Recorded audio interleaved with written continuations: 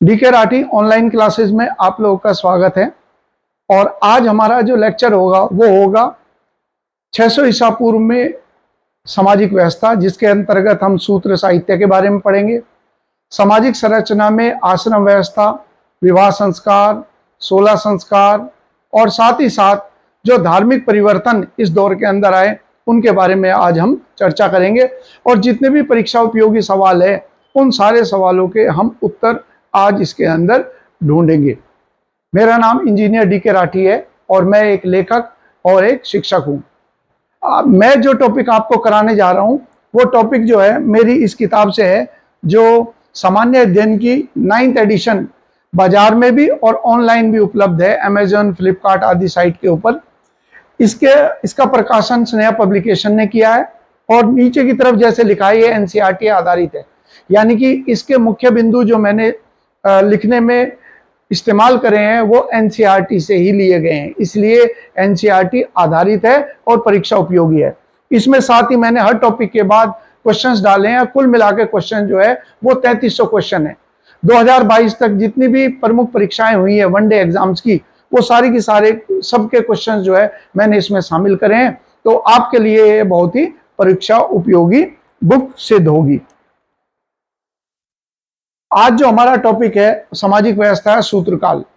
मैंने पूर्व के लेक्चर के अंदर भी आपके साथ चर्चा करी है। जैसे मैंने इससे पहला लेक्चर लिया है महाजनपद का, तो उसके अंदर हमने इस बात पे चर्चा करी कि जो ऋग्वैदिक काल था, ऋग्वैदिक काल के अंदर तो जो मुख्य केंद्र था आर्थिक और राजनीतिक केंद्र, वह केंद्र क्या था? सब सैंधव।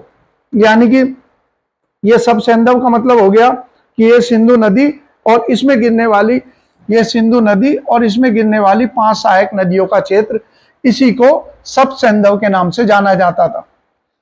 ऋग्वैदिक काल के पश्चात जब उत्तर वैदिक काल शुरू हुआ तो उत्तर वैदिक काल के अंदर हमने देखा कि उत्तर वैदिक काल के अंदर धीरे धीरे ये जो क्षेत्र था मुख्य या जो केंद्र बन गया, वो केंद्र बन गया पश्चिम उत्तर प्रदेश। आज का जो हमारा जिस टॉपिक पर आज हम डिस्कस कर रहे हैं वह है 600 ईसा पूर्व। तो 600 ईसा पूर्व का जो काल है, इस काल के दौरान हमने देखा कि ये जो आर्थिक और राजनीति का केंद्र है वह मध्य गंगा के मैदान की ओर खिसक गया। मध्य गंगा, ये गंगा जी मैंने बना रखी है यहाँ पर, तो ये मध्य गंगा हो गया पूर्वी उत्तर प्रदेश। और इधर की तरफ अगर हम इसके भी पूर्व की ओर चलेंगे तो ये पड़ेगा बिहार राज्य। इस प्रकार से ये जो आज का घटनाक्रम हम पढ़ने जा रहे हैं वह पूर्वी उत्तर प्रदेश और जो आधुनिक बिहार राज्य है उस क्षेत्र के अंदर ही ये केंद्रित था।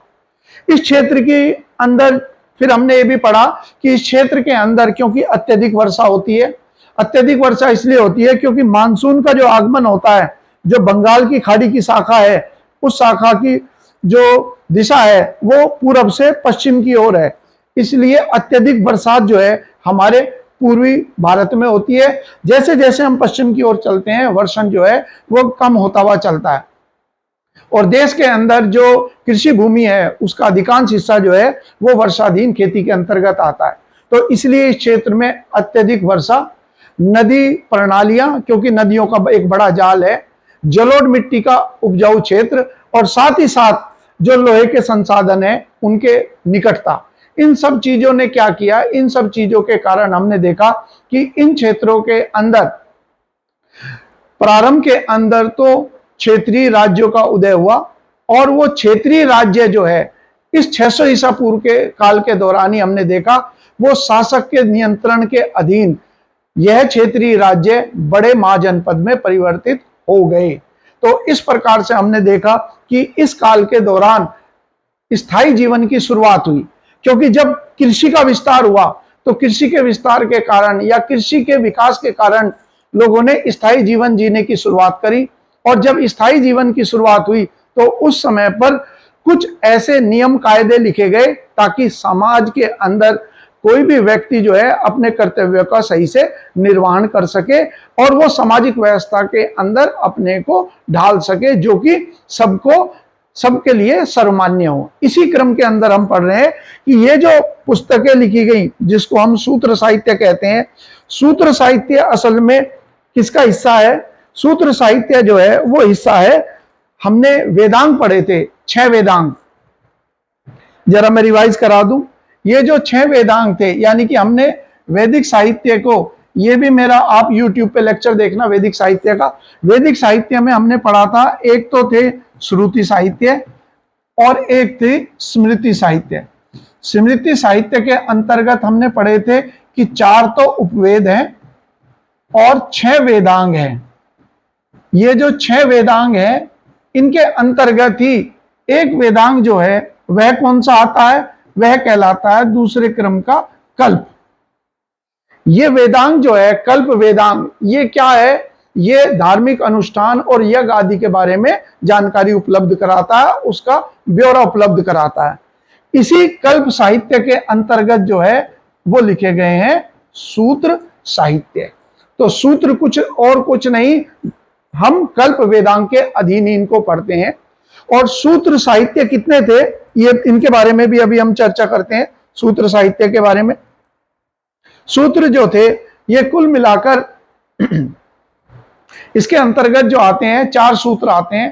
कौन कौन से सूत्र हैं उनके बारे में हम पढ़ेंगे। एक तो आ गया धर्म सूत्र, एक आ गया गृह सूत्र, एक आ गया स्रोत सूत्र और एक जो है वह आ गया सुल सूत्र। ये 4 सूत्र हो गए। पहले मैं एक बार पृष्ठभूमि आपको बता दूं, फिर उसके बाद हम पढ़ते हैं। साथ ही साथ क्योंकि सनातन धर्म एक प्राचीन और शाश्वत धर्म है, इसके अधीन लोगों को या मानव को आदर्श जीवन जीने के लिए प्रेरित करने के उद्देश्य से आश्रम व्यवस्था स्थापित की गई। आश्रम व्यवस्था क्या थी? आश्रम व्यवस्था के अंतर्गत आर्य के जीवन को या लोगों के एक सामान्य व्यक्ति के जीवन को औसत आयु 100 वर्ष मानकर 25-25 करके 25 वर्ष का एक भाग करके 4 भागों के अंदर उसका वर्गीकरण किया गया। वह कौन कौन से हैं उनके बारे में चर्चा करते हैं। साथ ही साथ 16 संस्कारों का उल्लेख भी किया गया। 16 संस्कार क्या थे? 16 संस्कार वो थे जो न केवल भौतिक वरन आध्यात्मिक शांति और सुख प्राप्त करने के लिए लोगों को दिशा प्रदान करते थे। तो जीवन लेने से पूर्व और मरने के बाद वो कुल मिलाकर जीवन को 16 संस्कारों में वर्गीकृत किया गया। अब देखते हैं एक एक करके इनके बारे में पढ़ते हैं और देखते हैं क्या क्या एग्जाम के अंदर क्वेश्चन इससे जुड़े हुए परीक्षाओं में पूछे जाते हैं। सबसे पहले तो हमने कर दिया, इसके अंदर 8 प्रकार के विवाह का उल्लेख किया गया है। तो हमारे जो साहित्य है वैदिक साहित्य, उसके अंदर 8 प्रकार के विवाह का उल्लेख है। और ये 8 प्रकार के विवाह कौन कौन से थे इसमें जैसे मैंने उल्लेख भी कर रखा है। देखिए, सबसे जो सर्वश्रेष्ठ प्रकार का जो बताया गया है विवाह, वो बताया गया ब्रह्म विवाह। इसके बाद आ गया देव विवाह।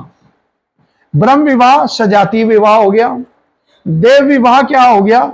जो धार्मिक अनुष्ठान या धार्मिक कर्मकांड करने वाला व्यक्ति है तो उसको अपनी कन्या का भेंट देना, उसको देव प्रकार का विवाह कहते थे। एक जो है आर्ष प्रकार का विवाह। आर्ष प्रकार का विवाह सबसे ज्यादा पूछा जाता है, खास तौर से लोक सेवा आयोग के एग्जाम में।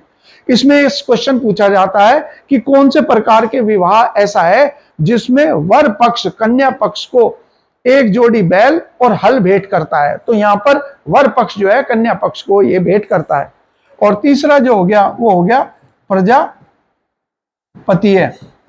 ये जो प्रजापतीय विवाह है इसके अंदर बगैर कन्या की सलाह के माता पिता किसी संभ्रांत वर्ग के, जैसे धनी वर्ग का हो गया या फिर किसी उच्च स्थान के ऊपर आसीन व्यक्ति है, उसको अपनी कन्या विवाह के रूप में भेंट करते थे।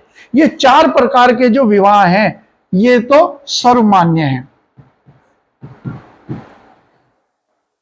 इसके बाद हम पढ़ रहे हैं 8 प्रकार के विवाह। तो ये 4 तो सर्वमान्य हो गए। 2 विवाह जो है ये बताए गए हैं, ये विवाह केवल क्षत्रियों के लिए मान्य है। जैसे एक विवाह जो हो गया वह हो गया राक्षस प्रकार का विवाह। राक्षस प्रकार का जो विवाह था इसके अंदर किस प्रकार से होता था? इसके अंदर एक स्त्री का अपहरण करके, या फिर जैसे युद्ध आदि में हरण के पश्चात इसके पश्चात स्त्री के साथ विवाह करना, तो ये भी अनुमोदित है। केवल किसके लिए? क्षत्रियों के लिए। इसके बाद ये लिख देता हूं मैं इसमें, बी प्रकार का जो विवाह है वो है गंधर्व विवाह। ये गंधर्व विवाह जो है, इसको आज की तारीख में हम कह सकते हैं प्रेम विवाह, यानी कि माता पिता की सहमति के बगैर स्त्री पुरुष के द्वारा विवाह करना, इसको कहा जाता है गंधर्व विवाह। तो ये दो विवाह ऐसे हैं जो किसके लिए? क्षत्रियों के लिए अनुमोदित है। अब इसके बाद जो दो प्रकार के विवाह हैं, ये विवाह जो है इनको किसी प्रकार का अनुमोदन नहीं दिया गया है। इनमें एक विवाह जो है वह तो कहलाता है कौन सा? जैसे असुर प्रकार का विवाह। असुर प्रकार का जो विवाह है वह किस प्रकार का है? जिसके अंदर कन्या को मूल्य देकर खरीदकर विवाह किया जाता है, यानी कि क्रय विक्रय द्वारा विवाह। किसी स्त्री को खरीदने के बाद, उसका मूल्य चुकाने के बाद विवाह करना। और सबसे निम्नतम, सबसे निष्कृष्ट जो विवाह है वो है पैशाच विवाह। एग्जाम के अंदर जैसे मैं आप लोगों को क्वेश्चन भी कराऊंगा, तो उसके अंदर भी हम पढ़ेंगे कि कौन से प्रकार का विवाह जो है वो सबसे निम्न कोटि का माना जाता है। पैशाच विवाह। पैशाचिक विवाह वह होता है जिसके अंतर्गत किसी कन्या के साथ में या तो उसकी मद अवस्था यानी कि बेहोशी की अवस्था में, निद्रा की अवस्था के अंदर, या अन्य इस तरीके के ही अनैतिक तरीके से जब शारीरिक संबंध बनाकर उसके साथ विवाह किया जाता है, तो ऐसे को पैशाचिक विवाह कहते हैं। और इस प्रकार के विवाह का पूरी तरीके से निंदा हमारे साहित्य के अंदर प्राप्त होती है। तो यहां पर क्या होगा? यहां पर हो गया, अगर हम कहें कि इसके अंदर निद्रा, या फिर हम कहें कि वो मद का मतलब क्या हो गया? कि वो किसी नशे की स्थिति में हो, जैसे कुछ खिला देना जिससे उसे नशा हो जाए और उसके बाद शारीरिक संबंध बनाना। ये 8 प्रकार के विवाह हैं जिनका उल्लेख जो है वो हमें साहित्य के अंदर मिलता है। यहाँ पर जो मैंने आप लोगों को दे रखा है वह कौन सा दे रखा है? ये 4 प्रकार के विवाह मैंने यहाँ पर आपको दे रखे हैं वनडे की परीक्षा के हिसाब से। बाकी जो मैंने आप लोगों को अभी मैंने लिखवाए हैं उन्हें आप नोट डाउन कर लेना। इनसे संबंधित क्वेश्चन जो है यही आ सकता है कि कौन सा निष्कृतम या फिर सबसे निम्न कोटि का जो विवाह है वह कौन सा है, जिसका मैंने अभी जिक्र किया। इसके बाद आ गई आश्रम व्यवस्था। आश्रम व्यवस्था भी क्या था कि समाज को सुचारू चलाने से, ताकि समाज के भीतर किसी प्रकार के परिवार के या कुल के स्तर पर मतभेद पैदा ना हो, उसको देखते हुए ये 4 प्रकार के आश्रमों का उल्लेख किया गया। ये जो 4 आश्रम है, इनमें सबसे पहला आश्रम जो है वो कौन सा कहलाता है? वह कहलाता है ब्रह्मचर्य आसन। ब्रह्मचर्य आसन का तात्पर्य हो गया कि जिसमें व्यक्ति शिक्षा ग्रहण करता है और अपनी यौवन अवस्था तक किसी रोजगार में लगता है, यानी कि प्रारंभिक जो 25 वर्ष है वो ब्रह्मचर्य कहलाते हैं। उसके बाद अगला जो है 25 वर्ष के बाद विवाह का अवसर आता है, तो फिर उसमें गृहस्थ आश्रम है। 25 से लेकर और 50 वर्ष तक की आयु ये विवाह की है। चूंकि इस समय विवाह हो जाता है तो संभवतः इस संतान की प्राप्ति होती है, और 50 वर्ष होने तक जो संतान है वो भी युवा हो जाती है। तो युवा होने के कारण उसमें अधिक ऊर्जा भी होती है। तो इसलिए पिता क्या करता है? पिता करता है तीसरे आश्रम की शुरुआत, जिसे कहते हैं वानप्रस्थान। वानप्रस्थान का जो तात्पर्य है वह तात्पर्य है कि वैराग्य का मतलब हो गया कि इन दौरान पिता जो है वो सांसारिक विषयों की जिम्मेदारी अपने पुत्र को या अपनी संतान को सौंपना शुरू कर देता है। इसे कहते हैं वानप्रस्थान। और जब वो वैराग्य ग्रहण करने के बाद भी जीवन जीने के लिए या जीवन जी सकता है, तो उसमें 75 साल के बाद वो ग्रहण करता है संन्यास। संन्यास के अंतर्गत जो है वो कंद मूल जैसे वनों के अंदर हम अल्पाहार कर पाते हैं, क्योंकि वहां पर तो जो चीज प्रकृति से मिलती है उसी चीजों का हम सेवन कर पाते हैं। तो ये चौथा जो है इस प्रकार से संन्यास आश्रम के नाम से जाना जाता है। तो ये 4 आश्रम थे। इसके बाद दे दिया इसमें संस्कार। संस्कार क्या है? जैसे मैंने कहा कि आदर्श जीवन जीने के लिए मानव के जीवन को 16 संस्कारों में विभाजित किया गया। और ये जन्म लेने से पहले, जैसे पहला संस्कार हो गया गर्भधारण संस्कार, जिसके अंतर्गत जब माता के पेट में गर्भ आता है तो पहला संस्कार होता है। और मरने के बाद जो अंत्येष्टि है वह 16वां संस्कार है। और इसके बीच में कई सारे संस्कार हैं, जैसे हमारे सनातन धर्म में होता है कि बच्चे का मुंडन होता है जिसमें बाल उतरवाए जाते हैं, पहली बार उसे खाना खिलाया जाता है। इसके अलावा एक महत्वपूर्ण संस्कार है जिसका आप लोगों को ध्यान रखना है। वह संस्कार जो है वह कौन सा है? उसका नाम जो है उसका नाम है उपनयन संस्कार। उपनयन उपनयन जो संस्कार है इसी को यज्ञोपवीत या इसी को जनेऊ संस्कार भी कहते हैं। यानी कि इसको कहा जाता है कि जो द्विज है यानी कि दूसरा जन्म व्यक्ति का माना जाता है। क्यों? क्योंकि इस समय पर जनेऊ धारण करने के साथ ही शिक्षा को लेने की शुरुआत हो जाएगी, यानी कि एक संस्कार होगा जिससे माना जाएगा कि ये जो है यहाँ से शिक्षा का प्रारंभ होगा।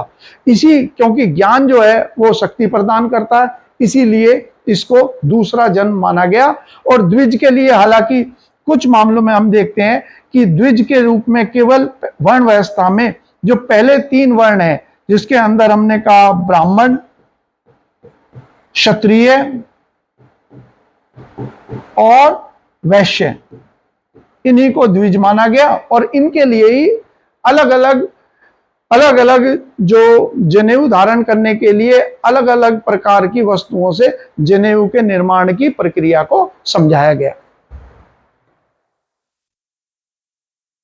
इसके अलावा इसी काल के दौरान पुराणों की रचना की गई। थोड़ा पुराणों के बारे में पढ़ लेते हैं। उत्तर प्रदेश लोक सेवा आयोग के एग्जाम में सवाल आया कि 5 लक्षण किसके हैं? पुराण का मतलब है आदि ग्रंथ, जो शाब्दिक अर्थ है बहुत पुरातन।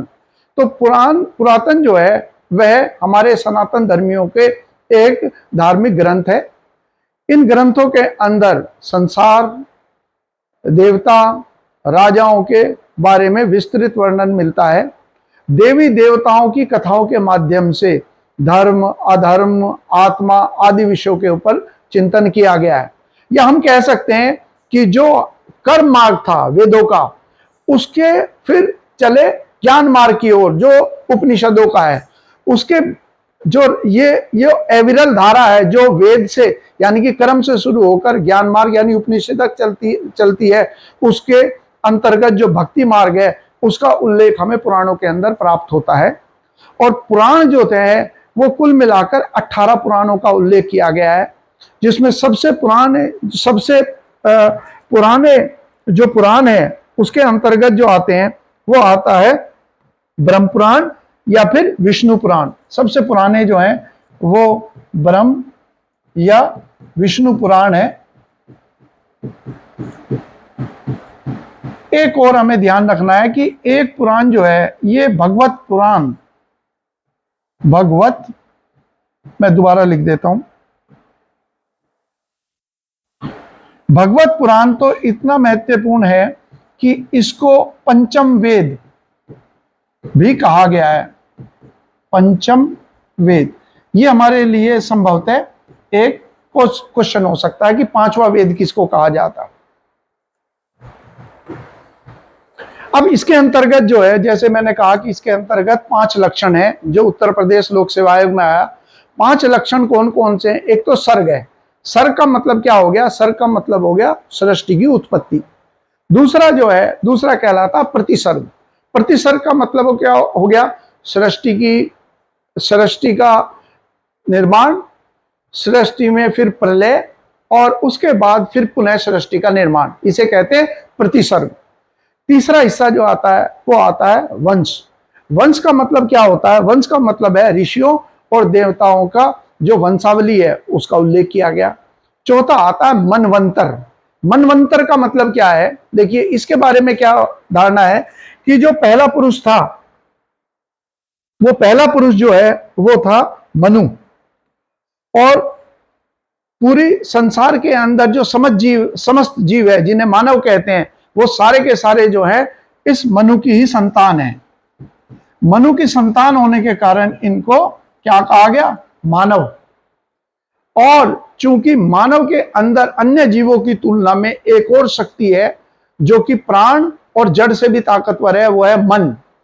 मन की शक्ति होने के कारण ही मानव को एक और नाम से जाना जाता है, मनुष्य। तो यदि हम अपने शब्दों की उत्पत्ति देखें तो ये मनु से है। अब मनवंतर क्या हो गया? मनवंतर ये क्या हो गया? मनवंतर जो है ये समय को खगोलीय गणना करने का एक तरीका है, और एक मनवंतर जो है लगभग 30.5 करोड़ वर्ष का माना गया, करोड़ वर्ष का माना गया है। और ये मानते हैं कि प्रत्येक मनवंतर के अंत में समस्त प्राणी पृथ्वी पर विलुप्त होते हैं और संसार में प्रलय आता है।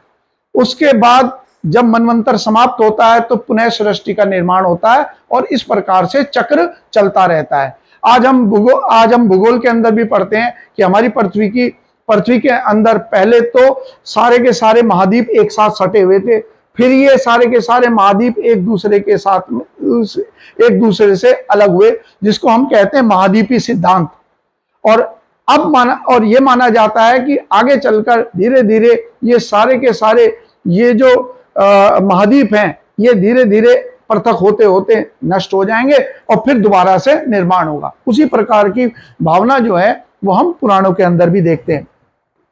और आखिरी जो है वो कहलाती है वंशावली, यानी कि आखिरी है वंशानुचरित्र। वंशानुचरित्र का मतलब हो गया कि सूर्यवंशी और चंद्रवंशी राजाओं की वंशावली का उल्लेख किया गया है। तो इस प्रकार से यदि हम सर्ग का मतलब सृष्टि, प्रतिसर्ग का मतलब हो गया सृष्टि, प्रलय और पुनः सृष्टि, वंश ऋषि और देवताओं की वंशावली, मनवंतर का अर्थ हो गया कि मनवंतर के समाप्त होने पर, जो कि 30.5 करोड़ का है, उसके समाप्त होने पर प्रलय आएगा और संसार के समस्त जीव विलुप्त हो जाएंगे और पुनः सृष्टि का निर्माण होगा। और वंशानुचरित्र का अंत में मतलब हो गया सूर्यवंशी और चंद्रवंशी शासकों का वंशावली।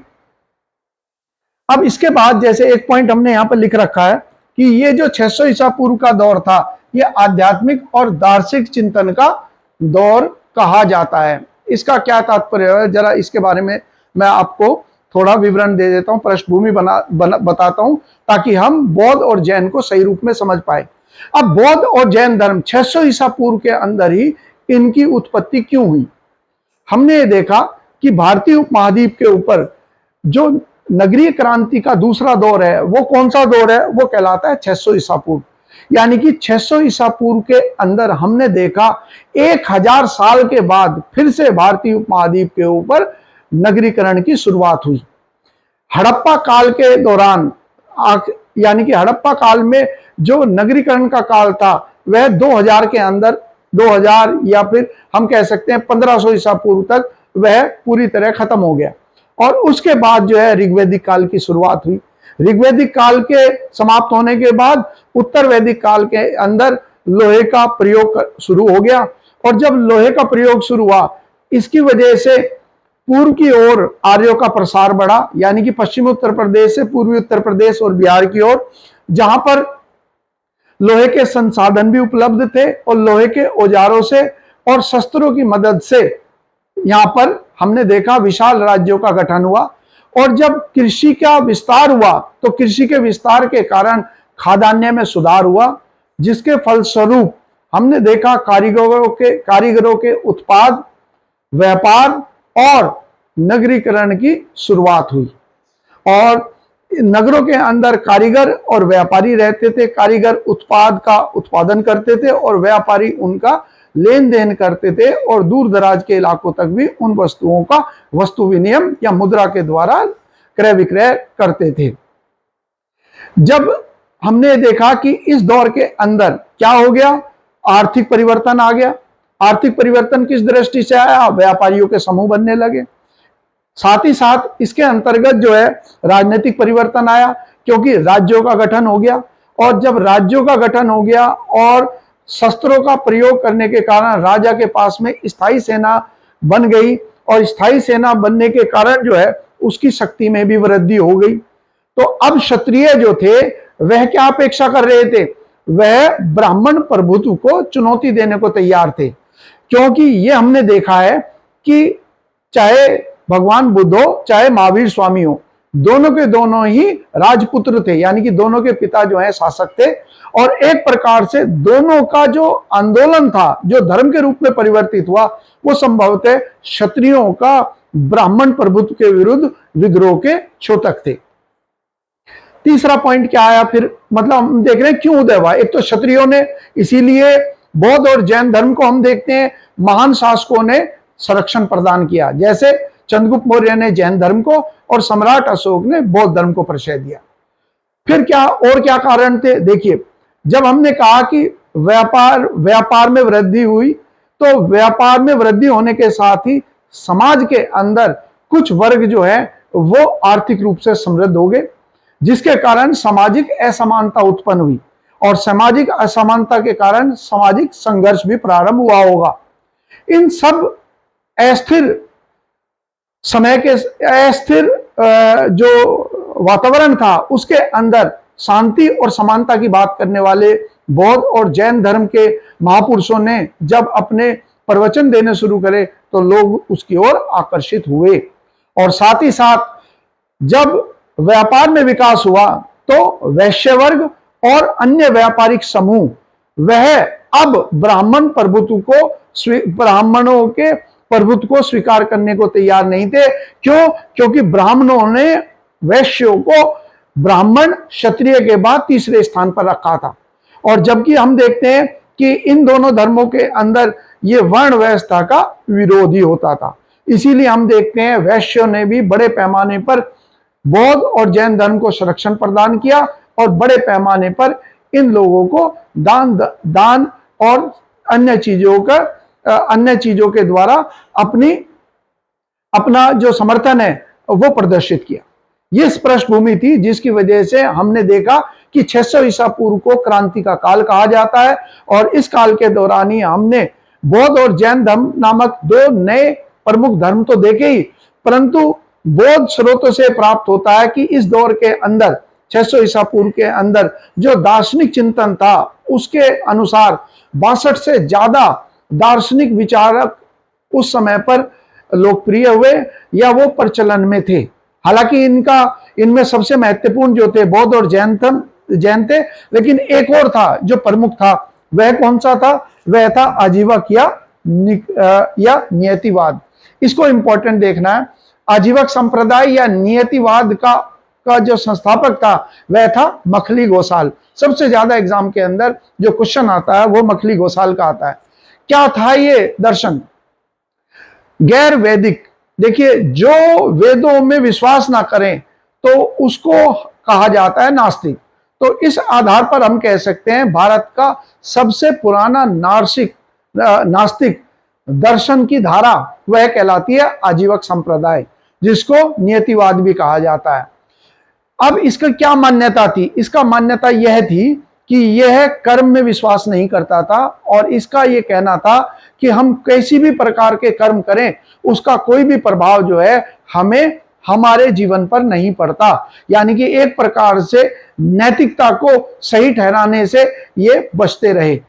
और साथ ही साथ इन्होंने कहा कि यदि हमें सुखमय जीवन जीना है तो उधार लेकर भी अगर घी मिलता हो तो उससे भी जीवन हम चला सकते हैं। यानी कि खाओ पियो और मौज करो, eat drink and B Mary की विचारधारा थी।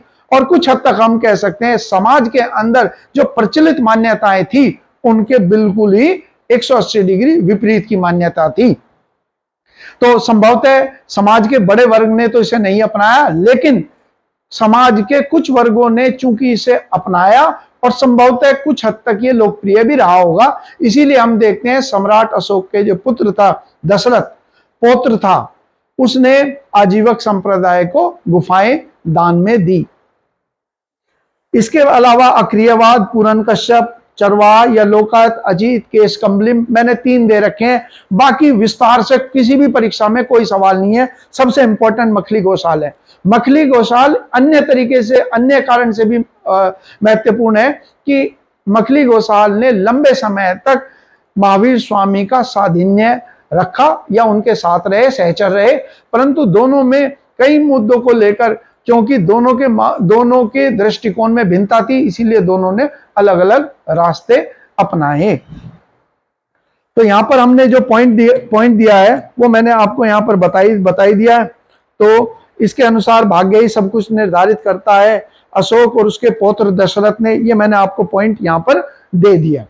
अब हम जो करते हैं वो करते हैं सीधे बौद्ध धर्म के ऊपर चलते हैं, या बौद्ध धर्म से संबंधित जो चीजें हैं उनके बारे में पढ़ते हैं। एक हिंदी के अंदर शब्द आता है बुद्धिजीवी के लिए, उसे कहते हैं प्रबुद्ध। तो ये प्रबुद्ध जो शब्द है, इसमें प्र अगर हम हटा दें तो बुद्ध आता है, और बुद्ध का मतलब जैसे हम कहें बुद्धिजीवी, यानी कि बुद्ध का अर्थ हो गया सत्य ज्ञान।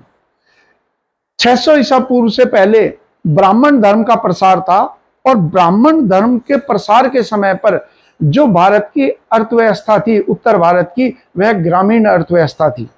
और 600 ईसा पूर्व में हमने कहा नागरिक क्रांति का दौर शुरू हुआ। तो जो सामंजस्य था, यानी कि जो नगरों की समस्याएं हैं वो ग्रामीण क्षेत्र में रहने वालों की समस्याओं से भिन्न है। तो ब्राह्मण धर्म जो व्यवस्था प्रदान कर रहा था वह नए आर्थिक परिवेश और सामाजिक परिवेश के अनुरूप नहीं थी। और जो धार्मिक कर्मकांड और पशु बलि थी, जो ब्राह्मण धर्म का अभिन्न अंग था, उसके कारण समाज के बड़े वर्ग जो है, खासतौर से कृषक वर्ग, उसे हानि हो रही थी। और साथ ही समाज का वो वर्ग जो हिंसक प्रवृत्ति से दूर रहता है, उसके लिए भी इस तरीके की व्यवस्था का पालन करना संभव नहीं था। इन कारणों से जब भगवान बुद्ध ने किस चीज के ऊपर जोर दिया, जब भगवान बुद्ध ने कहा कि व्यवहार हमें मोक्ष प्राप्ति का रास्ता दिखाता है, ना कि धार्मिक अनुष्ठान, तो लोगों ने इसकी ओर आकर्षित होकर इसे अपनाने की शुरुआत कर दी। और साथ ही साथ जैसे हमने कहा ये क्षत्रिय थे, इसीलिए क्षत्रिय धर्म के क्षत्रिय शासकों ने, यानी कि राजा जो थे अधिकांश क्षत्रिय थे, तो उन्होंने भी अपना प्रतिनिधि मानते हुए इस धर्म को प्रश्रय दिया और इसके प्रसार में अभिन्न भूमिका निभाई। खास तौर से सम्राट अशोक ने तो बहुत ही अतुलनीय योगदान बौद्ध धर्म के प्रसार में दिया। तो हम ये कह सकते हैं कि बौद्ध धर्म के जो प्रवर्तक थे, चाहे भगवान बुद्ध हो या फिर जैन धर्म के महावीर स्वामी हो, इन्होंने उस सामाजिक परिवेश के अंदर जो आवश्यकताएं थी, उन आवश्यकताओं को अपनी शिक्षा के द्वारा उपलब्ध कराया। जैसे हमने कहा कि नगरीकरण के दौरान सामाजिक असमानता उत्पन्न हुई, ये क्या कह रहे हैं, समानता की बात कर रहे हैं। धार्मिक अनुष्ठान और पशु बलि, ये खर्च भी है, खर्च का भी साधन बनता है। तो इन्होंने कहा इन चीजों से मोक्ष प्राप्त ना होकर हमें किन चीजों से होगा, सामान्य जीवन के अंदर अपने व्यवहार को सही करने से। अब करते हैं क्या क्या चीजें। देखिए, बौद्ध धर्म का मैंने पृष्ठभूमि आपको बता दी क्या थी, और साथ ही साथ ये भी जान लीजिए कि बौद्ध धर्म के अंदर जिन चीजों के ऊपर जो जोर दिया गया, वह चीजें ऐसी थी जिनका पालन जो है कोई भी सामान्य व्यक्ति आसानी से कर सकता था, और ना ही कोई अनुष्ठान आदि में जो खर्च होता है उसकी आवश्यकता होती थी। जैसे यहां पर हमने कहा कि एशिया का प्रकाश पुंज किसे कहते हैं। यदि आप हमारे भौगोलिक नक्शे में देखेंगे तो भारत की स्थिति जो है वो विशिष्ट है। भारत के जो पश्चिम में है, जरा मैं आपको यहां पर दिखाऊं, थोड़ा सा छोटा कर दूं ताकि आपको समझ में आए। अगर हम भारत की बात करें तो भारत का जो पश्चिम का हिस्सा है, यहां पर तो अधिकांश जो राज्य हैं वो मुस्लिम बहुल हैं पश्चिम के अंदर, जैसे नापाक हो गया, अफगानिस्तान हो गया, और सीरिया तक चले जाएंगे। और इधर की तरफ पूर्व में चलें, जैसे म्यांमार है, और आगे चलकर चीन तक जाएं, तो अधिकांश जो राज्य देश हैं वह किसको मानने वाले हैं, बौद्ध मत को। और बीच में जो है ये हमारे यहाँ सनातन धर्म या हिंदू धर्म का। तो भारत ने कुछ हद तक इस्लाम के पूर्व की ओर प्रसार को रोकने का कार्य भी करा है। तो ये जो बौद्ध मत है जिसके बारे में हम कह रहे हैं कि ये म्यांमार से शुरू होकर और हम दक्षिण कोरिया जापान तक इसका प्रसार देखते हैं, तो उसी के कारण, क्योंकि पूर्वी एशिया जो है लगभग सारा, कुछ देशों को छोड़ दीजिए, इंडोनेशिया को, फिलीपींस को, बाकी अधिकांश जो है वो अधिकांश बौद्ध मत अनुयायी हैं। इसीलिए भगवान बुद्ध को क्या कहा गया? एशिया का प्रकाश। और यहां पर लगे हाथ ये भी देख रहे हैं हम कि क्योंकि दुनिया के अंदर सबसे ज्यादा जो धर्म अनुयायी है वो किस मत को मानने वाले हैं? वो है ईसाई मत को मानने वाले। इसीलिए ईसाई जिसको प्रभु का पुत्र मानते हैं, ईसा मसीह को, उसको कहा जाता है दुनिया का प्रकाश पुंज। ये पॉइंट दे दिया। भगवान बुद्ध जो है उनका वास्तविक नाम क्या था? उनका नाम था सिद्धार्थ, और इनके पिता जो शुद्धोदन है वह शासक थे, तो शाक्य नरेश थे। और उनका जो जन्म हुआ सिद्धार्थ का, उस जन्म को लेकर जो है दो तिथियों का उल्लेख होता है। एक तो 563 ईसा पूर्व या फिर 566 ईसा पूर्व, दोनों में से कोई सा भी दिया जाए। अगर दोनों देते हैं तो मैंने देखा कि सरकार के द्वारा लिखित पुस्तकों में किसको मान्यता दी गई है? 566 को। हालांकि इतिहासकार इसको लेकर एक मत नहीं है। इसी तारीख की वजह से उनकी जो मृत्यु की तारीख है, क्योंकि ये तो निश्चित है कि भगवान बुद्ध की जो मृत्यु हुई वो 80 वर्ष की आयु में हुई। इसीलिए यदि 563 को हम माने उनका जन्म दिवस, तो 483 ईसा पूर्व में उनकी मृत्यु हुई। और यदि 566 को माने तो 486 में उनकी मृत्यु हुई। उनकी मृत्यु की जो तिथि है उसके बारे में भी इसीलिए असमंजस की स्थिति है, क्योंकि उनके जन्म को तिथि को लेकर संदेह की स्थिति बनी हुई है इतिहासकारों में। उनका जन्म कहाँ हुआ? तो जन्म जो है लुम्बिनी, जो कपिलवस्तु पड़ती है, और माना जाता है ये नेपाल में है, या फिर नेपाल से सटा हुआ जो तराई का क्षेत्र है, जो भारत की सीमा के बहुत ही नजदीक है, वहां पर इनका जन्म हुआ। और जब इनका जन्म हुआ तो इनके बारे में भविष्यवाणी की गई कि या तो ये चक्रवर्ती सम्राट बनेगा या फिर ये एक महान संत बनेगा। इसी की वजह से जो है इनके प्रारंभिक जीवन के अंदर इनके पिता शुद्धोदन ने ध्यान रखा कि बेटे को जीवन के दुखों आदि से किसी भी प्रकार से भेंट ना हो, और इनको हमेशा जो है एक ऐसे वातावरण में रखा कि जहां सुखमय जीवन हो। परंतु जैसे कि नियति में लिखा हुआ था कि आगे चलकर इनके ऐसी घटना घटित हुई जिसकी वजह से इनके जीवन में वैराग्य आ गया और इन्होंने संन्यास ग्रहण कर लिया। और संन्यास ग्रहण करने का मतलब है इन्होंने गृह त्याग दिया। जबकि इनके एक पुत्र भी था राहुल, और इनकी पत्नी यशोधरा भी थी, लेकिन जब वैराग्य इनके मन पर छाने लगा तो उन्होंने गृह त्याग किया। और उसके बाद कुछ समय एक सन्यासी के पास ये रहे जिनका नाम है अलार कलाम। ये एग्जाम के अंदर इंपॉर्टेंट क्वेश्चन है कि इनके जो गुरु है वो कौन है। खैर उस पर हम बाद में जाते हैं, पहले हम जो दे रखा है मैंने बुक के अंदर उसके हिसाब से ही चलते हैं। अलार कलाम का भी नाम आएगा, वहां पर मैं बता दूंगा आपको। यहां पर जो हमारा पॉइंट है कि उनकी माता जो है महामाया, जब इनका जन्म हुआ तो उसके 7वें दिन जो है उनकी मृत्यु होगी, और इनकी मौसी महाप्रजापति गौतमी ने ही इनका पालन पोषण किया। और ये आगे चलकर हम देखेंगे कि पहली महिला जिनको बौद्ध संघ में शामिल किया वह भी इनकी मौसी बनी, जिनका नाम है महाप्रजापति गौतमी। इसके अलावा ये क्वेश्चन जो है उत्तर प्रदेश लोक सेवा आयोग का है कि कौन से अभिलेख से असल में सम्राट अशोक ने अपने समय पर कई सारे स्तंभलेख और कई सारे शिलालेख लिखवाए। उन शिलालेखों से हमें ऐतिहासिक जानकारी प्राप्त होती है उस समय के प्रशासन के बारे में और भगवान बुद्ध जैसे महापुरुष के बारे में। तो रुमनदेही जो अभिलेख पड़ता है, जो तराई में स्थित है, यानी कि लुम्बिनी के पास ही स्थित है, उसके में उल्लेख किया गया है कि लुम्बिनी जो है ये वो स्थान है जहां पर किसका जन्म हुआ? भगवान बुद्ध का। और इसी के अंदर हमें पता चलता है कि सम्राट अशोक ने अपने अभिलेख में ये लिखा है कि बाकी जगह से लगान जो है वो 1/6 वसूली जाती थी। और चूंकि ये भगवान बुद्ध का इस जन्म स्थान है, इसीलिए यहाँ पर लोगों को कर में छूट देकर केवल 1/6 लगानी वसूली जाती, हाँ सॉरी 1/6 तो बाकी स्थानों से ली जाती थी और यहाँ पर घटाकर 1/8 की गई थी। उसे घटाने का कारण बताया गया भगवान बुद्ध का जन्म स्थान। इसके अलावा भगवान बुद्ध के जो सारथी हैं उनका नाम क्या था, यानी कि ये सारथी जो थे ये चन्ना थे, और जब भगवान बुद्ध ने गृह त्यागा तो चन्ना भी उनके साथ ही संन्यास लेकर चला गया था। ये क्वेश्चन एसएससी के एग्जाम में आया। इसके अलावा उनका जो विवाह है वो किनके साथ में हुआ, तो यहाँ यशोधरा का नाम दे रखा है, कोई एग्जाम के लिए इंपॉर्टेंट नहीं पूछा जाता है।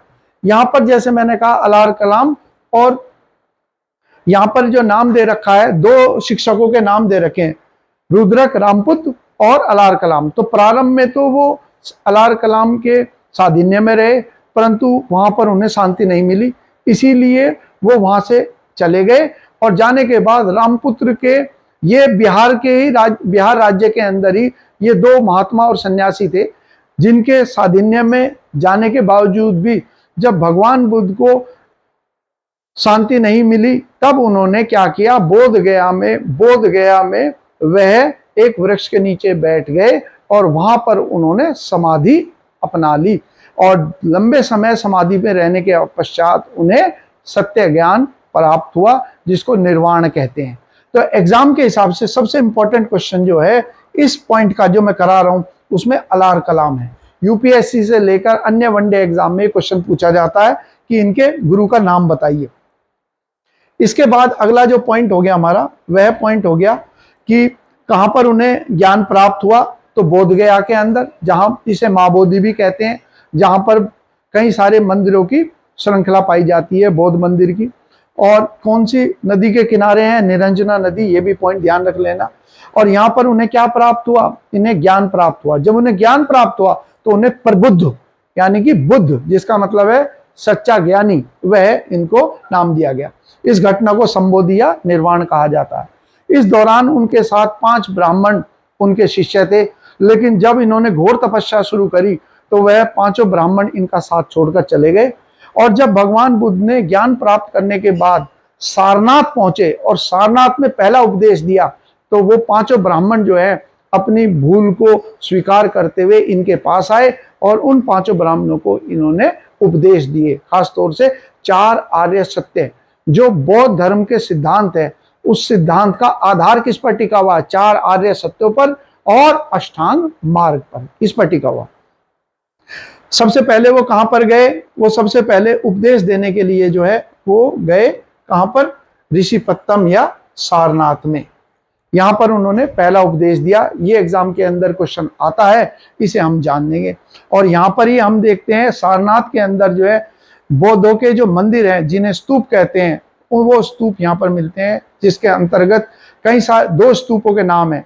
एक तो धमेक स्तूप, और एक जो स्तूप है वो है चौखंडी स्तूप, यानी कि चौकोर होने के कारण वो चौखंडी स्तूप कहलाया गया। और इस घटना को क्या कहते हैं, जब उन्होंने पहली बार उपदेश दिया सारनाथ के अंदर, तो इसे कहते हैं धर्म या विधि का प्रारंभ। इसी को धर्म का चक्र परिवर्तन कहते हैं, धर्म चक्र परिवर्तन। बुद्ध ने उपदेश के लिए कौन सी भाषा, देखिए जो जन सामान्य के अंदर प्रचलित भाषा थी पाली, उसी भाषा का इन्होंने उपयोग करके उसमें पाली लिख देंगे या फिर मगधी के अंदर भी दिया जाए, क्योंकि ये जिस क्षेत्र के अंदर इनका प्रभाव था या जहां पर इन्होंने लंबा समय बिताया, वह क्षेत्र कौन सा हो गया, पूर्वी उत्तर प्रदेश, जैसे कौशल है, मल है, या फिर वत्स राज्य है, ये सारे के सारे कहाँ थे, पूर्व के अंदर। और उससे सटे हुए थे वज्जी संघ या फिर मगध और अंग, यानी कि सारा मगध का क्षेत्र। तो जहां जो भाषा बोली जाती है उसका इन्होंने उपयोग किया। इसके अलावा ध्यान रहे भगवान बुद्ध ने सबसे ज्यादा उपदेश कहां पर दिए, वो है कौशल राज्य। मेरा महाजनपद का वीडियो जब आप देखेंगे तो उस वीडियो के अंदर आप पाएंगे कि महाजनपद कौन सा हिस्सा कहलाता है, ये कौशल महाजनपद। ये उत्तर प्रदेश के अंदर जो ये क्षेत्र है, तराई का क्षेत्र, यहाँ पर जिसमें पड़ता है, जगह का नाम श्रावस्ती। नेपाल से सटे हुए जो जिले हैं उनमें एक श्रावस्ती है, और श्रावस्ती का जो ये क्षेत्र है इसी को कौशल कहते थे। तो सबसे ज्यादा उपदेश जो है उन्होंने कौशल के अंदर ही दिए। यहाँ के राजा का नाम था प्रसन्नजीत, और प्रसन्नजीत ने भगवान बुद्ध को निवास के लिए जो है एक विहार भी भेंट में किया, और उस विहार को जो है वो पूर्व राम या फिर उसी को कहा जाता है पुब्बा राम।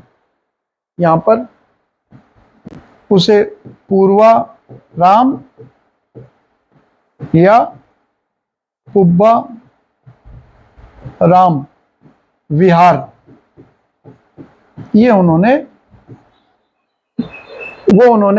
जो बौद्ध संघ है उसको उन्होंने दान में दिया। फिर अगला जो हमारा पॉइंट आएगा, इसी के अनुसार चल रहा हूं, जो मैंने इसके अंदर दे रखा है ताकि हमें उसी के अनुसार चलने की वो रहे। श्रावस्ती नगर, श्रावस्ती में सबसे ज्यादा उपदेश उन्होंने कहा दिए? कौशल राज्य में। कौशल की राजधानी क्या थी? कौशल की राजधानी जो है श्रावस्ती थी। एक दो पॉइंट और मैं लगे हाथ यहां बता दूं आपको श्रावस्ती के बारे में ही, ताकि यहां पर देखिए श्रावस्ती के बारे में क्या है। जैसे मैंने कहा ये कौशल राज्य है। कौशल राज्य के अंदर जो है एक धनी व्यापारी था, उसने भगवान बुद्ध को एक विहार खरीदकर भेंट किया, उसको कहते हैं जेतवन विहार। जेतवन विहार। और उसका नाम जो था, जहां तक मुझे ध्यान है, अनाथ मुंडक ये व्यापारी था जिसने बहुत बड़ी धनराशि कौशल के राजकुमार को दी, और वो जगह खरीदने के बाद भगवान बुद्ध को निवास के लिए दान में दे दी। वो जेतवन विहार है। इसके अलावा जैसे बचपन में आपने एक डाकू के बारे में कहानी पढ़ी होगी, अंगुलीमाल। अंगुलीमाल कौन था? वो मनुष्य की उंगलियों को काटकर उनकी माला अपने गले में पहनता था। तो वो जो डाकू है उसने भी भगवान बुद्ध के साधिन्य में आकर बौद्ध धर्म को अपनाया और हिंसा का रास्ता छोड़ दिया। वो भी कहाँ का था?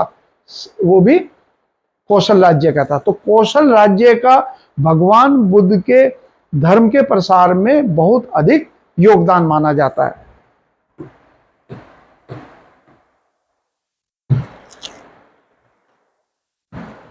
इसके बाद है, और इसकी खोज श्रावस्ती की खोज किसने करी थी? ये इंपॉर्टेंट है भाई। अलेक्जेंडर कनिंघम के बारे में अनेकों बार मैंने आपको अपनी पूर्व की वीडियो में बताया।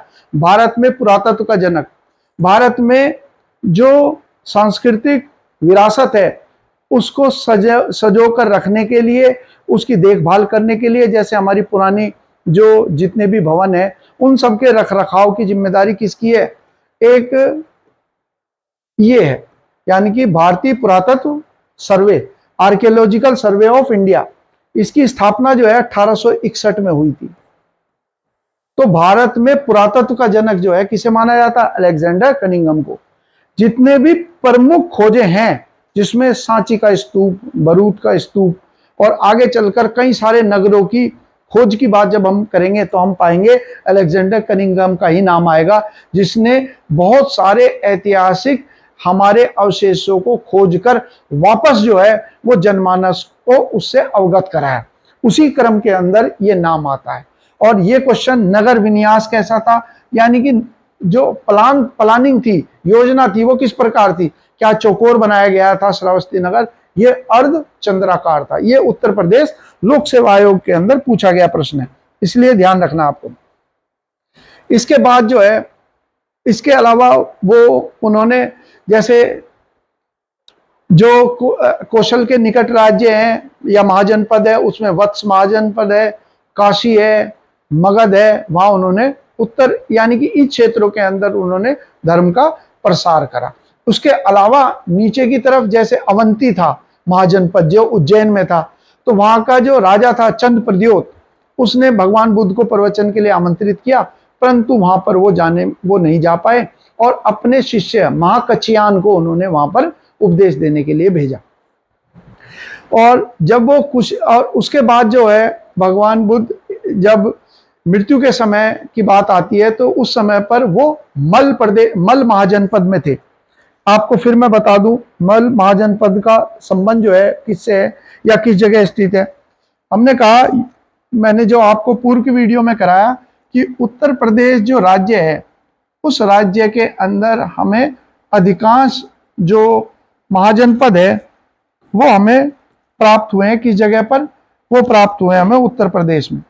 तो उत्तर प्रदेश के अंदर ही ये जो जिले हैं कुशीनगर और देवरिया, जो बिहार से जिनकी सीमाएं लगती हैं, ये क्षेत्र जो है इसको कहा जाता था मल महाजनपद। और इससे सटा हुआ कौन सा है? इससे सटा हुआ जो क्षेत्र था इसको कहते थे कौशल।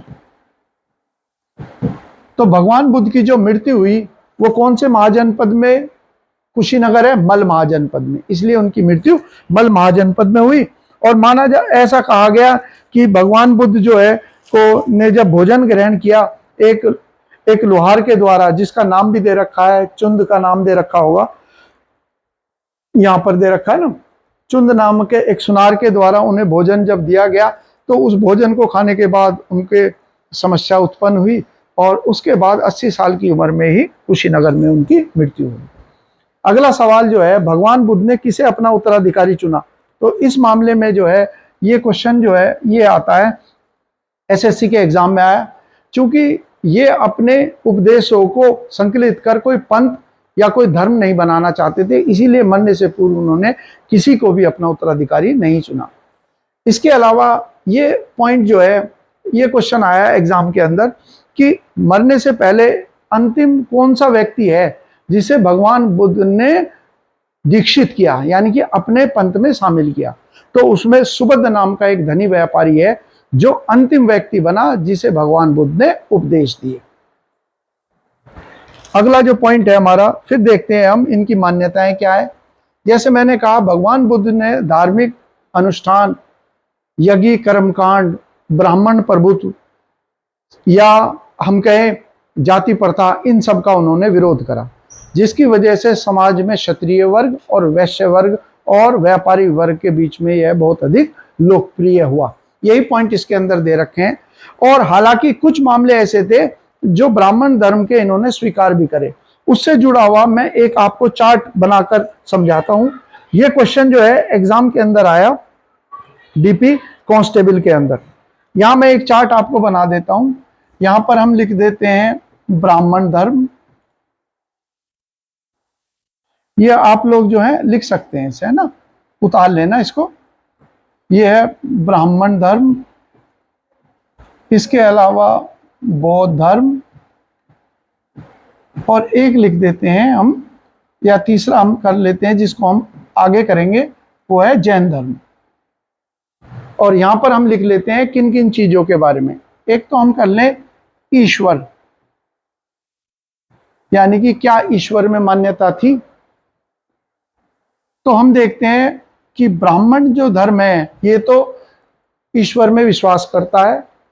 बौद्ध धर्म के बारे में एक चीज ध्यान रखिए कि बौद्ध धर्म जो है वो धर्म है जिसमें भगवान बुद्ध ने ना तो परमेश्वर के अस्तित्व को स्वीकार करा, न अस्वीकार करा। और यदि कोई ईश्वर के प्रश्न पर मौन धारण कर रहा है तो उसे भी संभवतः नास्तिक की श्रेणी में रख सकते हैं, या फिर हम कहे इन्होंने वेदों को पूर्णतः स्वीकार भी नहीं करा, तो दोनों दृष्टि से हम कह सकते हैं नास्तिक था। और जैन जो है ये भी कैसे हैं? जैन तो परमेश्वर के अस्तित्व को पूरी तरह अस्वीकार करता है और वो मानता है कि जो सृष्टि है उसके निर्माण के लिए जो अभिन्न तत्व हैं, जैसे हम बोलते हैं मृत्यु होने पर सनातन धर्मी की पंचतंत्र में विलीन हो गया, तो उसके लिए हम लोग कुछ शब्दों का प्रयोग करते हैं कि हमारा जो शरीर बना है वो उन्हीं चीजों से मिलकर बना है जो हमें मृदा या मिट्टी के अंदर भी मिलती है। तो जब हम जलकर राख हो जाते हैं तो वो चीजें, जो तत्व मिट्टी से हमें मिले थे, वो हमने वापस पहुंचा दिए। तो इसका मतलब है, और जैनियों का मानना है कि उन तत्वों का जब अलग अलग अनुपात में मिश्रण होता है तो सृष्टि में अलग अलग जीव और अलग अलग प्राणियों की उत्पत्ति होती है। आत्मा को लेकर सवाल था जो एग्जाम में मैंने आपको बताया कि एक डीपी कांस्टेबल में क्वेश्चन आया कि आत्मा का जो प्रश्न है इसको लेकर बौद्ध धर्म के अंदर बिल्कुल भिन्नता है। क्या आत्मा के अस्तित्व को स्वीकार करते हैं? ब्राह्मण धर्म तो करता ही है, यानी कि सनातन धर्म। मान लिया ब्राह्मण धर्म का मतलब है सनातन। क्या बौद्ध धर्म विश्वास करता है? यहां पर जाकर बिल्कुल भी नहीं। भगवान बुद्ध ने जो आत्मा के अस्तित्व है उसे पूरी तरह अस्वीकार करा और उन्होंने कहा कि जैसे एक समुद्र में उठी हुई लहर दूसरी लहर से टकराकर दूसरी लहर को उत्पन्न कर देती है, ऐसे ही जीवों का जन्म होता है। और जैन जो है ये कण कण में आत्मा, ये तो ना केवल इनका मान्यता ना केवल जीव में आत्मा है, वरन जो निर्जीव वस्तु हैं उनके अंदर भी इनका मान्य है, उनमें भी आत्मा होती है। बाकी चीजें के मामले में अगर हम देखें तो देखिए, फिर आ गया कर्म और पुनर्जन्म। ये जो मान्यता है कर्म और पुनर्जन्म, ये कुछ हद तक हमें नैतिकता सिखाती है, क्योंकि डर ही सही परंतु एक मन के अंदर भाव रहता है कि यदि इस जन्म में हम कोई गलत काम करेंगे तो अगले जन्म में जब हमारा पुनर्जन्म होगा तो संभवतः उसकी हमें सजा मिलेगी। तो एक तरीके से समाज को सही रूप से चलाने के लिए यह सिद्धांत जो है कुछ हद तक कारगर सिद्ध होता है। तो ब्राह्मण धर्म भी, बौद्ध धर्म कर्म और पुनर्जन्म में विश्वास कर रहा है, और वही चीज जो है वो जैन धर्म के बारे में भी कहेंगे कि ये भी कर्म और पुनर्जन्म में विश्वास करता है। फिर आ गया अगला जो पॉइंट है, फिर आ गया सन्यास।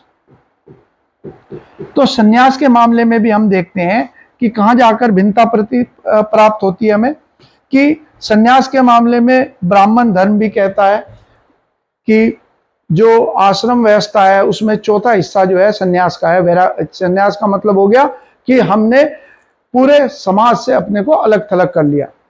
बौद्ध धर्म जो है ये क्या करता है, सन्यास को अस्वीकार करता है, और भगवान बुद्ध ने अपने अनुयायियों को दो अति से बचने के लिए कहा। उन्होंने कहा कि जो संसारिक सुख है उससे बचें, अति संसारिक सुख से बचें, और कठोर ब्रह्मचर्य और सन्यास से भी बचें। तो इसका मतलब है इनका मार्ग कौन सा कहलाता है? मध्यम मार्ग। और जैन धर्म का क्या है? ये भी सन्यास में, क्योंकि इनके यहां पर तो वृद्धावस्था में खाना पीना छोड़कर और देह को त्यागने की एक परंपरा है जिसको संथारा कहते हैं। उसके बारे में हम जब जैन धर्म के बारे में कराऊंगा तो उस समय पर इसके बारे में मैं आपको साथ में चर्चा करूंगा।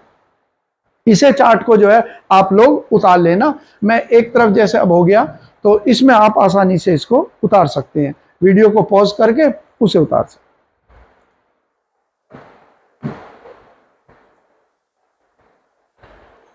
तो यहां पर हमारे पॉइंट खत्म हुए। जाति प्रथा आदि का सब चीजों का इन्होंने त्याग करा। और भगवान बुद्ध ने क्या बताया? भगवान बुद्ध ने कहा कि मोक्ष प्राप्त करना, यानी कि जन्म मरण के जो ये चक्र है इससे मुक्ति जो है उसी को मोक्ष का नाम दिया। तो मोक्ष प्राप्ति करने के लिए उन्होंने सिद्धांत जो दिया उसका आधार था दो चीजें, एक तो 4 आर्य सत्य और एक बताया और आर्य अष्टांगिक मार्ग। ये जो 4 आर्य सत्य हैं उनमें से आर्य सत्यों का क्या बताया गया? पहला चीज तो संसार जो है वो दुख का और पीड़ा का महासागर है, यानी कि संसार दुख से भरा है। दूसरे में उन्होंने कहा कि इन दुखों, प्रत्येक दुख का कोई ना कोई कारण है, और उसका प्रमुख कारण उन्होंने बताया तृष्णा या इच्छा। ये क्वेश्चन जो है एसएससी की परीक्षा में है। ये जो हमारी इच्छाएं हैं ये दुखों का कारण है। तीसरा उन्होंने आर्य सत्य बताया कि दुखों से निवारण संभव है। चौथे में उन्होंने बताया कि दुखों से निवारण का रास्ता क्या है, और वो रास्ता क्या बताया उन्होंने? आर्य अष्टांगिक मार्ग। मार्ग का मतलब रास्ता होता है। तो ये चारों के चारों पॉइंट दे दिए। संसार दुख से भरा है, या दुख और पीड़ा का महासागर है। दुख का कारण अविद्या है, या हम कह सकते हैं प्रत्येक दुख का कोई कारण है। और वो दुख का कारण क्या हो सकता है? अधिकांश दुखों का कारण जो है इच्छा है, जिसको तृष्णा कहा। दुख निरोध, यानी कि ये जो दुख का कारण है अविद्या चाहे इच्छा, उसका निवारण संभव है। फिर दुख निरोध गामिनी प्रतिपदा, इसका मतलब क्या हो गया? दुखों के विनाश के लिए उन्होंने एक मार्ग बताया। उस मार्ग का नाम क्या है? उसे नाम दिया गया मझीमा मार्ग या आर्य अष्टांगिक मार्ग। इंपॉर्टेंट लगा लेना इसको, एग्जाम के अंदर क्वेश्चन आता है आर्य अष्टांगिक मार्ग किस धर्म से जुड़ा हुआ है। और साथ ही साथ एसएससी में ये भी पूछा गया, 4 विकल्प उन्होंने विकल्प दिए और ये पूछा, ये जो मैंने 8 आपको आर्य अष्टांगिक मार्ग दे रखे हैं, उन्होंने पूछा निम्न में से कौन सा आर्य अष्टांगिक मार्ग नहीं है। तो आपको क्या याद करना, सम्यक का मतलब होता है उत्तम। तो 8 मेरे साथ दोहरा दीजिए। 8 में कौन कौन से हैं? एक तो उत्तम विश्वास, उत्तम आचार, उत्तम भाषा, उत्तम काम, उत्तम आजीविका, उत्तम प्रयास, उत्तम सोच और उत्तम ध्यान या समाधि। इन 8 को जो है आर्य अष्टांगिक मार्ग कहे। तो अगर दुखों से निवारण प्राप्त करना है तो इस 8 मार्ग पर चलकर उन दुखों से निवारण संभव है। इनको जो मैंने आपको बोला उनमें थोड़ा अलग अलग लिख रखा, साम्यक दृष्टि, साम्यक संकल्प, साम्यक कर्म। अगर मैं इसको सरल भाषा में लिखूं तो सरल भाषा में मैं आपको इस जगह बता देता हूं जो मैंने आपको बताया। एक तो उत्तम शब्द तो हर जगह लगा लेना आप। कौन कौन से बताया मैंने? विश्वास, आचार, भाषा, भाषा का मतलब वाक शब्द, इसके अलावा काम, आजीविका, प्रयास, सोच और ध्यान या समाधि। ठीक है, इसे याद कर लीजिएगा। और जो मैंने बाकी उसके अंदर दे रखा है, अगर आप चाहेंगे तो वो भी याद कर लेना। तो दोनों के दोनों जो है, उससे आपको एक लाभ होगा कि किसी भी प्रकार का सवाल आए तो आप उसमें से 8 को आसानी से चुन पाएंगे।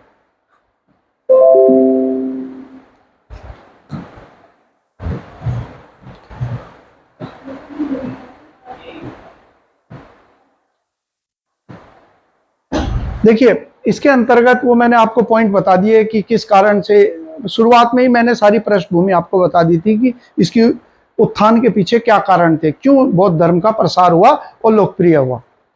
बौद्ध धर्म के अंदर बताया गया है 3 रत्न, यानी कि प्रत्येक बौद्ध अनुयायी से अपेक्षा की गई इन 3 चीजों में विश्वास करना। जैसे बौद्ध, धम्म और संघ। बौद्ध का मतलब है भगवान बुद्ध के विचारों में, भगवान बुद्ध के व्यक्तित्व में विश्वास करना। धम्म का मतलब है एक आचार संहिता जिसमें नैतिकता है, कर्तव्य बोध है, यानी कि जो भी हम समाज के अंदर सही कार्य कहते हैं उसको धम्म कहा जाता है। इसको हम धर्म कह सकते हैं। धर्म का मतलब है जो किया जा सके, जो धारण किया जा सके, उसी से शब्द बना है धम्म। तो धम्म का मतलब हम किसी रीति रिवाज को नहीं मानते, बल्कि समाज में रहने के लिए, एक परिवार में रहने के लिए जो नियम कायदे होते हैं उसी को कहा जाता है इसके अंतर्गत धम्म। और अगला जो आखिर में उसे कहते हैं संघ। संघ का मतलब है वह संगठन जिसके अंतर्गत ये पॉइंट, या वो संगठन जिसके अंतर्गत ये लोग शामिल होते हैं या बौद्ध मतानुयायी एक संगठन बनाते हैं, उसी को संघ कहते हैं। ये इंपॉर्टेंट तीनों के तीनों। जैसे एग्जाम जो है एसएससी के एग्जाम के अंदर पूछा गया था कि बौद्ध धर्म के, जैन धर्म के 3 रत्न कौन कौन से हैं, तो वहां पर हम पढ़ेंगे आगे, उनकी भी चर्चा करेंगे। अब जो है इसमें निर्वाण प्राप्त करने के लिए भगवान बुद्ध ने 10 व्रत या 10 शीलों का उल्लेख करा। ये कोई एग्जाम में क्वेश्चन नहीं है। फिर आ गया बुद्ध के जीवन से जुड़े हुए चिन्ह और अन्य घटनाएं, इनका जिक्र के रखा है। भगवान बुद्ध ने के जीवन को, घटनाओं को कुछ विशेष शब्दों के द्वारा चिन्हित किया जाता है। जैसे जब उन्होंने गृह त्यागा तो उसको कहते हैं महाभिनिष्क्रमण। जब उन्होंने ज्ञान प्राप्त किया तो उसे कहते हैं निर्वाण। जब उन्होंने पहला उपदेश दिया उसे कहते हैं धर्म चक्र परिवर्तन। जब उनकी मृत्यु हुई उसे कहते हैं महापरिनिर्वाण। इसके अलावा भगवान बुद्ध के जीवन काल की 4 घटनाओं को कुछ पशुओं से अंकित किया जाता है। जब उनकी माता ने गर्भ धारण किया तो उसे हाथी से, जब उनका जन्म हुआ तो बैल या वृषभ से, जब उन्होंने गृह त्यागा तो अश्व या घोड़े से, और स्वयं का भगवान बुद्ध का जो व्यक्तित्व है वह शेर के द्वारा चिन्हित किया जाता है। यही पॉइंट जो है इसके अंदर दे रखे हैं, इन्हें आप कंठस्थ कर लेना, याद कर लेना। इसके अलावा 8 पवित्र स्थान जो है वो कौन कौन से? देखो, भगवान बुद्ध के जीवन के अंदर जो पूर्णिमा है उसका विशेष स्थान रहा है, और वैशाख या पूर्णिमा के दिन ही उनके जीवन की महत्वपूर्ण घटनाएं हुई हैं, जैसे उनका जन्म है और आदि घटनाएं हैं। और 8 वो स्थान है जो भगवान बुद्ध ने जहाँ ज़्यादा उपदेश दिया, भगवान बुद्ध की जहाँ जन्म हुआ, ऐसी घटनाओं से जुड़ा हुआ, बौद्ध धर्म के विशिष्ट घटनाओं से जुड़े हुए जो स्थल हैं उनको 8 पवित्र स्थल कहते हैं। इनमें आप देख लीजिए कहाँ कहाँ पर है। जैसे राजगृह का नाम दे दिया कि यहाँ पर वर्षा काल के दौरान भगवान बुद्ध ने सबसे ज़्यादा जो प्रवचन दिए वो कहाँ पर दिए, सबसे ज़्यादा प्रवचन कहाँ पर दिए, श्रावस्ती में। वर्षा काल में कहाँ दिए, राजगृह में। वैशाली कौन सा है, वो स्थान है जहाँ भगवान बुद्ध ने अपनी मौसी को पहली बौद्ध भिक्षुणी के रूप में बौद्ध संघ में शामिल किया। अगला पॉइंट है बौद्ध धर्म में सदस्यता किस कौन कौन थे। तो इसमें सबसे इंपॉर्टेंट क्वेश्चन जो आएगा वो आएगा कि भगवान बुद्ध के कौन कौन से सदस्य थे, या भगवान बुद्ध ने किसके कहने पर महिलाओं को बौद्ध संघ में शामिल किया। तो यहाँ पर नाम दे रखा है भगवान बुद्ध का जो एक प्रिय शिष्य था आनंद, उसके कहने पर, और जो उनकी मौसी थी, मौसी जो है वो वैशाली आ गई, कहाँ से, शाक्य से, जहाँ पर उनके भगवान बुद्ध के पिता शुद्धोधन की जब मृत्यु हुई तो ये वैशाली आ गई। और जब ये वैशाली पहुंची तो आनंद के और गौतमी के कहने पर भगवान बुद्ध ने इन्हें बौद्ध धर्म में शामिल किया।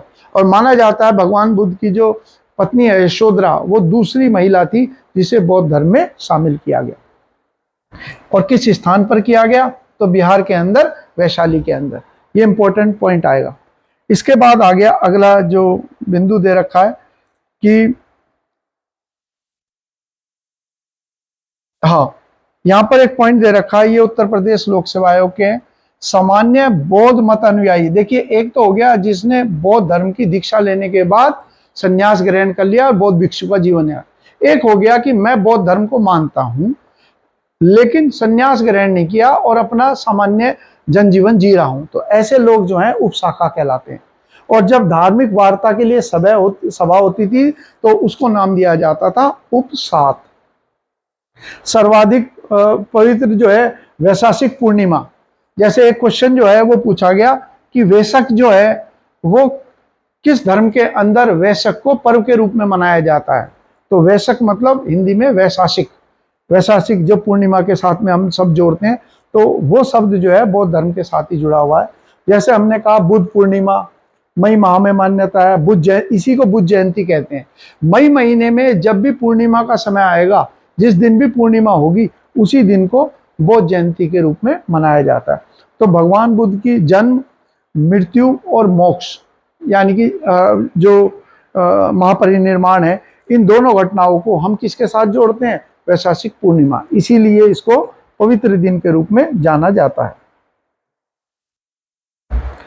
अगले हो गए कौन कौन उनके शिष्य थे। तो उन शिष्यों का नाम यहाँ पर दे रखा है कि उनके शिष्यों में नाम दे रखा है शाक गणराज्य के राजा भद्रिक का नाम, आनंद का नाम, अनिरुद्ध।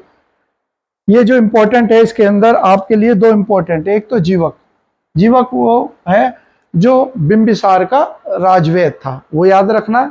और अंतिम व्यक्ति जो है वो सुबद्ध जो है वो ध्यान रखना है, जिसको भगवान बुद्ध ने दीक्षित किया था।